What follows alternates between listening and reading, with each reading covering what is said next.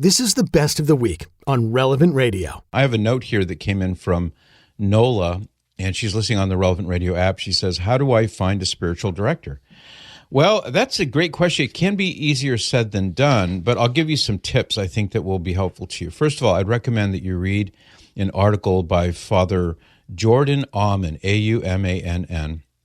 Cyrus will post a link on our social media pages, so he'll post it on our show page, relevantradio.com/Patrick, on our Twitter or X feed, which is at PMadrid Show, and also on our Facebook page. So we got you covered.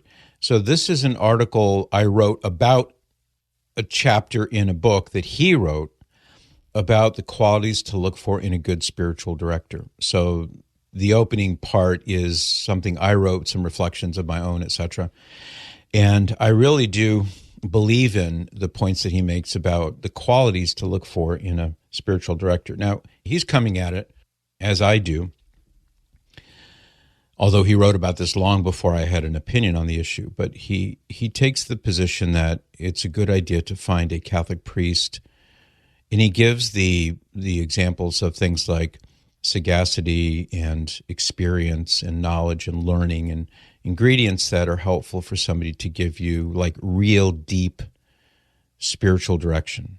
I can give spiritual advice, I can give theological advice, I can give my opinion. And even though I have training and academic degrees in philosophy and theology, that doesn't qualify me as a spiritual director. And so what you'll find in this article, and that would be my recommendation, just read the article and ponder it. And what you'll find there would be, you might say, sort of like a shopping list. Here's some of the major ingredients, as he puts it, of what to look for in a Catholic priest who might be able to give you spiritual direction. And this take into account, of course, spiritual direction is not the same thing necessarily as counseling or therapy. Those are different and distinct. Sometimes they relate to each other. Sometimes there's a bit of overlap.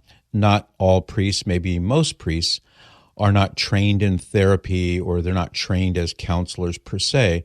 But spiritual direction is something different, and he explains it in detail. So that'd be my first thought. Read this article.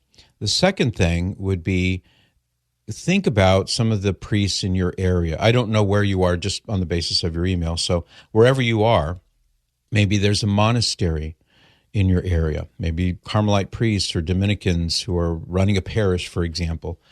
Other possibilities, just think about that and maybe get to know some of the priests who are there if you have the opportunity to do so. Perhaps your own parish priest, if you think he would have the time. I mean, there's no harm in asking.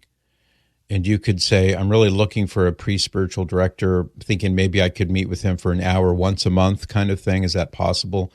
And I wouldn't be surprised if with a little bit of looking and thinking about it, you found a priest who might say, sure, I'd be happy to help you out. And then you go a time or two or three and you decide if this is beneficial to you. And there's nothing wrong if you need to change to a different spiritual director. It's a process, but it's a good thing to do. And it can be very beneficial to you in your spiritual life. And keeping in mind that the spiritual director, in the strict and true and traditional sense, is there to direct you.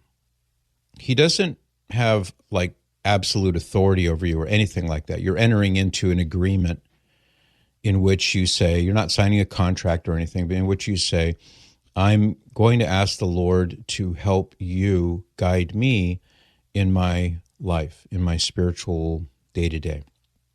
And if it's a good fit, by good fit doesn't necessarily mean that you're going to like everything your spiritual director tells you. There could be things that he will tell you that you might feel irked by, perhaps. Often when that happens, it's because you're looking into a mirror and seeing something unpleasant or unflattering that you either didn't know was there or you might have known it was there but didn't realize the problem. That can happen.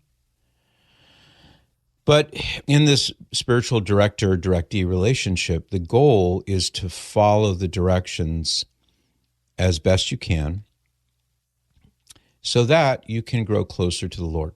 That's the goal, so that you can cultivate virtue, eradicate vices, that kind of thing. So back to this article. Read it, think about it, see what you think. If you agree with his premise, then that's what I would recommend. I appreciate your email. Like what you just heard?